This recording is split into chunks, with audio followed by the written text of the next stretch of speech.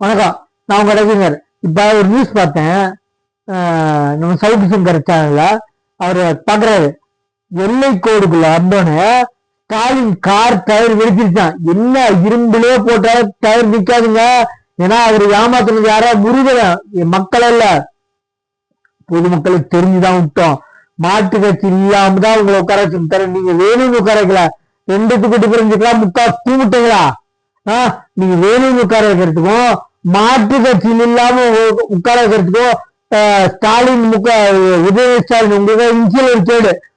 கருணாநிதி, ஸ்டாலின், ஸ்டாலின் உதயநிதி இந்தநிதி கொடுமநிதி போகலாம். அப்படியே துப்புரா காரி துப்புரா எச்ச போயிருந்தா எங்களுக்கு எச்சி பத்தாதுரா. அந்த அளவுக்கு பண்ணிருக்கீங்க. நீங்க எங்களை ஏமாத்தலாம், கடவுளை முருகனை ஏமாத்தினா அந்த முருகன் கோடுக்குள்ள எங்க சுத்துறீங்க. அப்பெல்லாம் இப்ப எப்படி கார வச்சிருக்க அப்பயாச்சு. இப்ப ஆல்ரெடி துர்கா ஸ்டாலின் எங்க போய் எந்தெந்த தேச கூட பரிகாரம் தெரியல, அவங்கள கேட்க துப்பு இல்ல.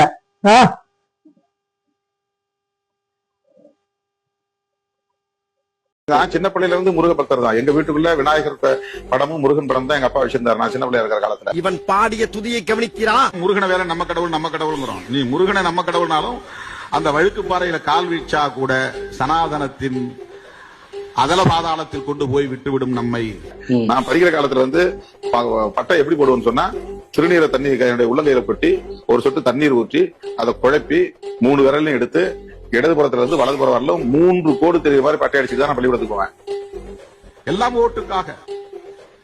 ஓட்டுக்காக.